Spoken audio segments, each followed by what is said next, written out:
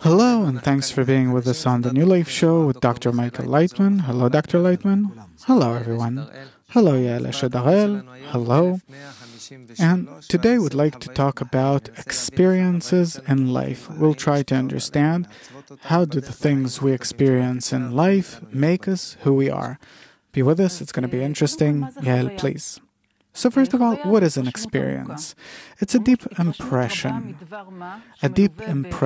of something that you identify with, that inspires you, something that made a strong imprint in a person. It says that an experience is always a kind of interaction between man and someone or something. And also, man, so it says, is the sum total of his experiences, that our experiences shape who we are. If, for example, we were shunned as children, then it might develop in us a sense of justice. If I succeeded in something in life, then it gives me a feeling that I can, that I'm able. If I'm heartbroken, then it can give me a feeling that I can overcome things, or to the contrary, that maybe it's better not to fall in love, and so on. Many experiences are also related to other people. A person who experienced a strong positive experience with another person will probably grow up to trust people. A person who experienced a very bad experience with another person will be very suspicious of other people in life, and it shapes who we are and how we behave. And I'd like to ask, how do experiences shape who we are? How does it work? It's very simple. We have a memory, what we call a reshimo in Hebrew, from the word roshem, impression.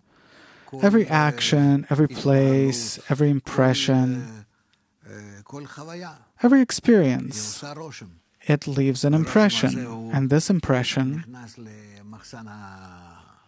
enters our memory bank, and this is what we build our outlook of the world from. Whether it's positive or negative, what should we be afraid of, what should we be drawn to, it determines everything. Meaning, all in all, we act out of the impressions that we have from our experiences, and therefore it's very important, especially in education, also in regard to children, to give them positive experiences and to distance them from negative experiences. There are people that say, no, but a person, he won't know how to deal with things. First of all, you have to give positive, good experiences, and the negative experiences you should give only to the extent to which we know that this will help a child to keep and protect himself, to keep himself from dangerous things, for example, and so on. But all in all, our experiences in life, they all leave an impression, what we call reshimot, informative memories, and we live accordingly. I can't even discern later on, why do I think the way that I do? Why do I look at things or accept things the way that I do? But it all works on autopilot as a result of the experiences that I went through. The next question I'd like to ask is, to what extent is a person aware of what he experiences? Of his experiences in life, of the impression they left on him. First of all, a person is never aware of the experience that he is about to go through or experience. He thinks about it and more or less depicts it, plans his attitude towards it, his relation to it, according to his previous impressions, his previous experiences. He processes his previous impressions in formulas that he also learned from past experiences. And in short, who is man? Man is all in all, the sum total of what he went through in life. And of course, there is the basic character, basic approach, what he has left from his parents, his predecessors, and so on. But all in all, it's the experiences. To what extent can another person understand my experiences? According to his experiences, he can understand yours. Meaning that if there is something that he didn't experience, then he doesn't have the ability to understand what I'm going through. Right, he can only understand something from something. If you'll tell him, explain to him, depict to him your impression of something, then according to his impressions, he can imagine it. But later, when he himself will experience that same thing, he'll say, no, this isn't what I meant, this isn't what I understood. Because really, no one can feel what you feel. It's impossible to pass experiences onto each other. Why? Because it's registered in a person and it's extremely related to a person's nature, to his character, to his DNA, to his everything. For example, in my work, I saw a movie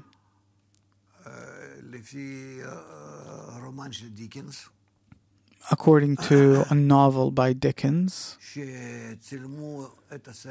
The same movie was filmed in Russia, Germany, England, and in the United States.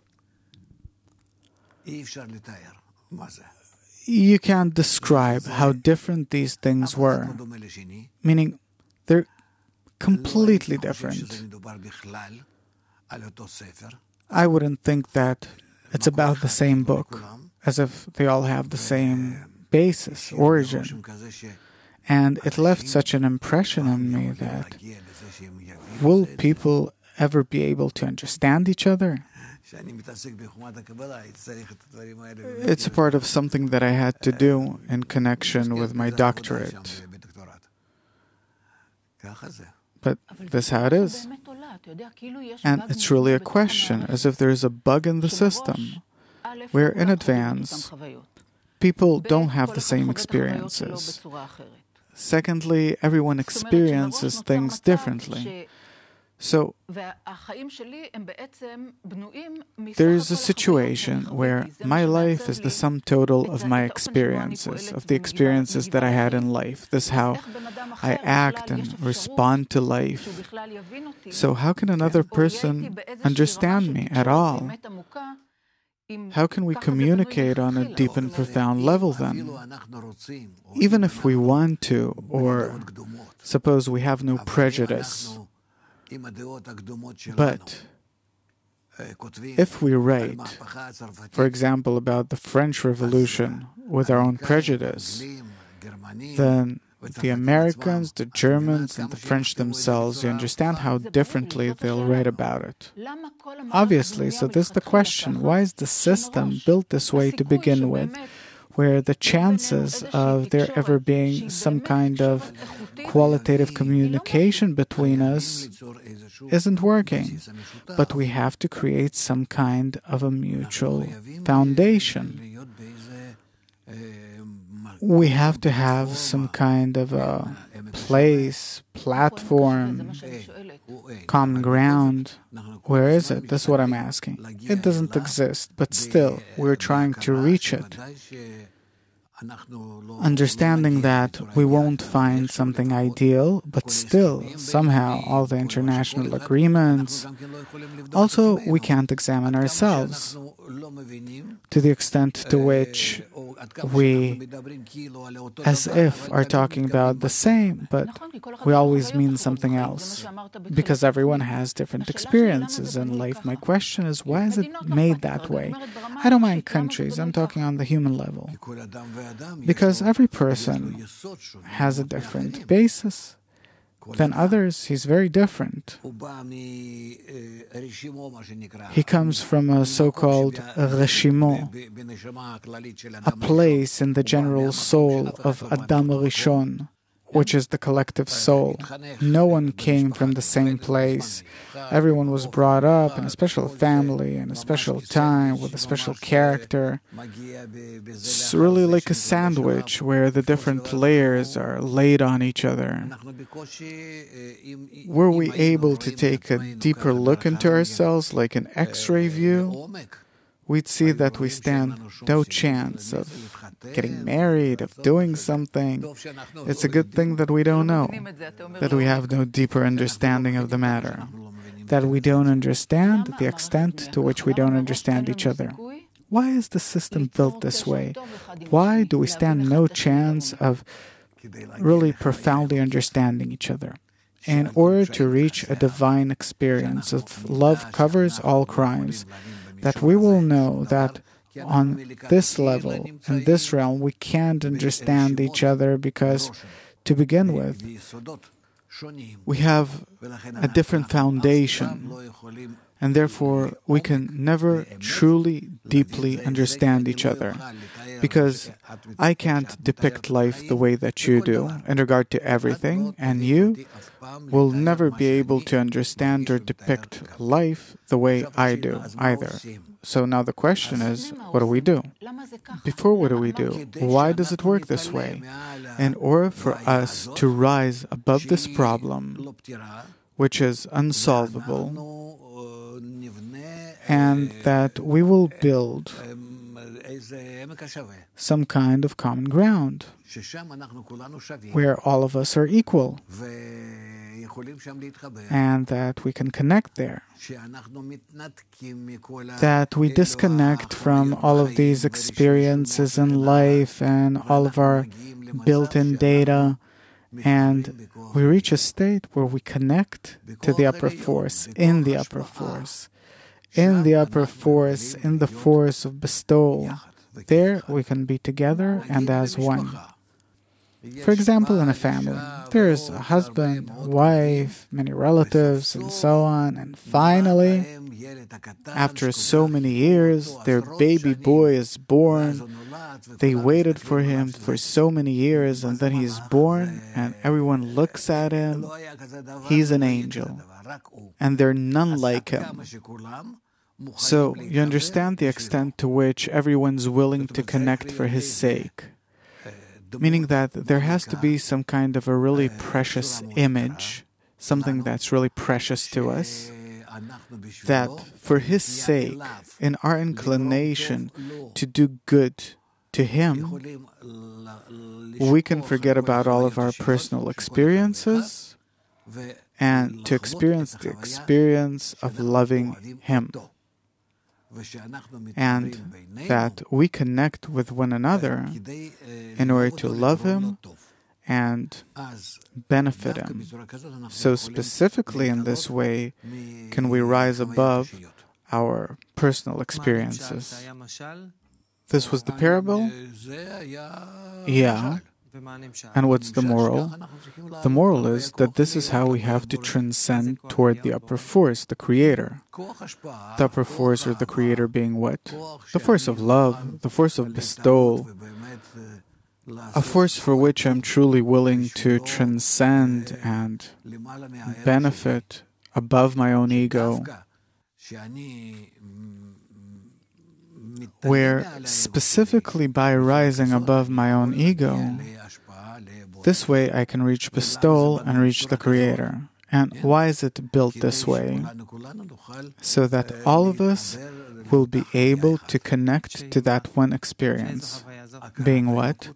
The recognition of the Creator, of the force of bestowal.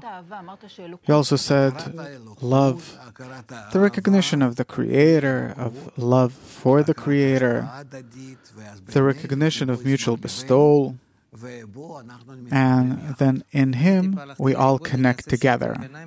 So, just to summarize, you said a few moments ago that people will never be able to understand each other because every person consists of the sum total of the experiences that he experienced in life, and each of us had completely different experiences in life, and no one can understand the other. This I understand.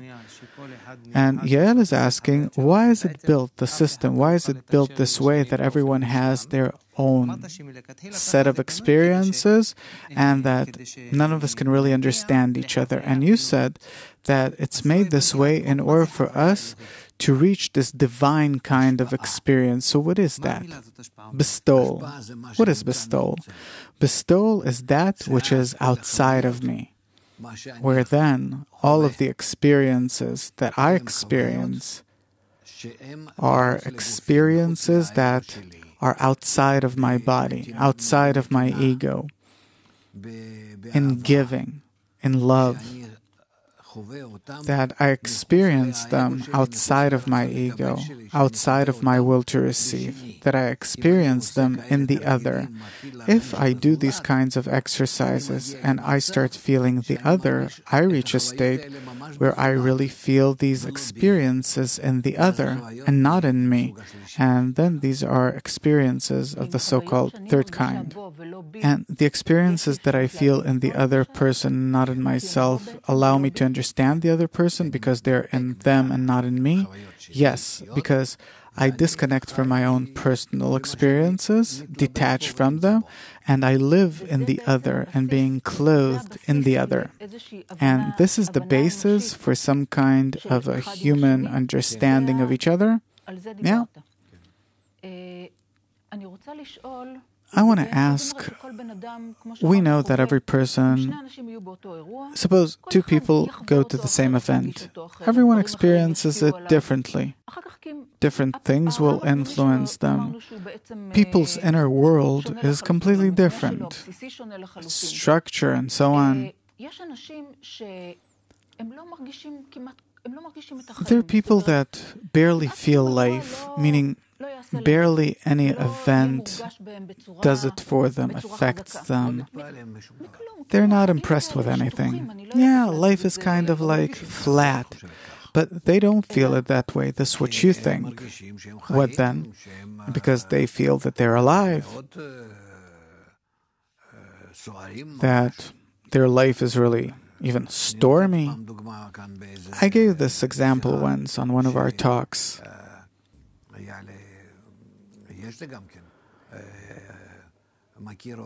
I have this acquaintance in Canada. He's a lawyer.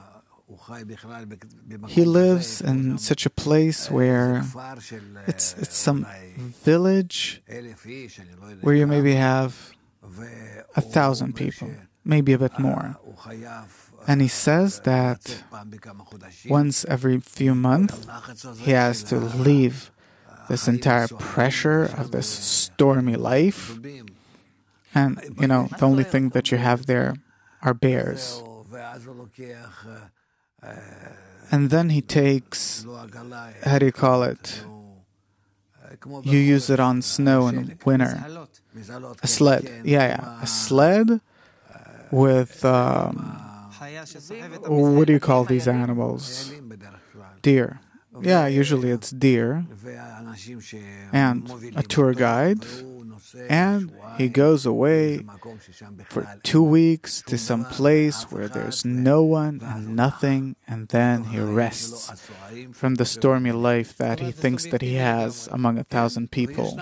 So it's completely subjective. Yeah.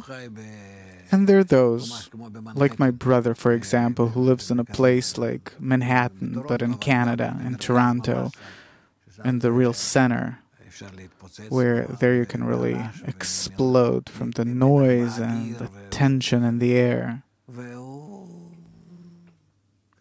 And for him, that's life. Calm, ordinary. So, people are very different in this regard. Yeah. Okay. I see that every person in life has his share of experiences, and it's something completely personal. Why did I experience what I experienced? You had your experiences, she had hers. Is it random? Was it planned? It's because, nonetheless, each of us has to reach a special kind of attitude toward other people in order to complete our place in the general human mosaic, which is what the sum total of everyone's experiences, of all generations, of everything that anyone ever experienced. When we put all of these things together, complete each other, connecting with one another correctly, this will be called the end of correction. And then all of these experiences will become as one experience in which we will come to know the upper force that arranged all of this. So, this puzzle is really pre-planned. Yes. Where all in all, everyone gets a piece of that puzzle, and the sum total of everyone completes the sum total of all of the experiences that mankind has to go through. No. So, in this great big puzzle, there are no redundant experiences, because then it will be missing from the puzzle, of course. So nothing's redundant, nothing at all. So my next question is, why are there people that get more negative and some get more positive experiences in life? It depends on the place of the root of the soul in the general system called the soul of Adam. There's a system in which we exist. It's called Adam. And in this system, everyone has a place where they are like a small cell, having to supplement, complete the entire system for it to function correctly. So if I have a, so to speak, bad place, I'll have many negative experiences. Negative, positive, this is something that we have to examine.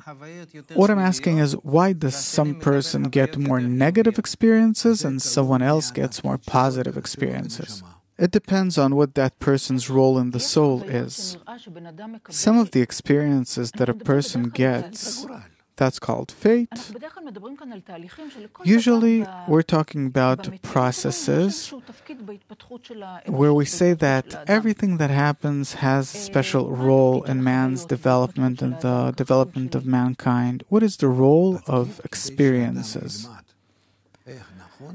The role is for a person to learn how to correctly relate to his life, to his entire existence in life. And what is the role of positive experiences in this regard? A person who experiences positive experiences, how does that advance him in life? It probably pulls him forward. It's something very complicated. I don't know how to answer that. It's very complex. These are multifaceted things on many levels. Okay, so I want to ask about something that we talked about before. I understand that there is one general puzzle in which we have all of what? Who's in that puzzle? The souls from all generations, from everything. So the sum total of experiences exist in one puzzle. Each of us gets a piece of that puzzle. So first of all, my piece of puzzle is unique, and so is yours, and so on. And both the negative and positive experiences, they're all needed. Now, I want to ask, previously you said that the set of my experiences determine who I am, and your set determines who you are, and therefore we can't understand each other really, but it advances us towards a divine experience. So I understand that we all come from different pieces of the puzzle. What is a divine experience? Because it sounded kind of mystical, religious. Not at all. It's not mystical or anything. A divine experience is where we all connect with one another, all of us, and we feel the general system. What kind of experience is that? It's an experience in which I feel all the so-called souls, all of the parts that comprise this puzzle, and make it as one. I feel their experiences. We feel the sum total. The sum total of what? Of our connection, where we connect into a single body. Previously, you said that in order to experience this divine experience, my attitude should be one of giving, of love, as if to experience something not out of my own private peace, but from someone else's peace. Why does this effort provide us with a divine experience? What's the connection? Because together isn't one. By connecting with one another, we don't feel the sum total, but we rise above our nature, above this world in which all of us feel things in a separate, contradicting way, into a different reality, world, a so-called upper world, where we're all interconnected, and then the experience is called the upper world, an eternal life, because we don't cut from each other, but we supplement each other, and then the entire system lives an eternal life, and this is how we experience it, and therefore our entire life is in order to transcend above the corporeal experiences to a spiritual life. So corporeal experiences is where we feel everything separately, cut off from each other, each experiencing only his own piece of puzzle. And spiritual experiences, they're felt where? In the entirety of our connection. Dr. Laitman, thank you very much. What an experience. Thank you, Yael. Thank you for being with us. Till next time, all the best.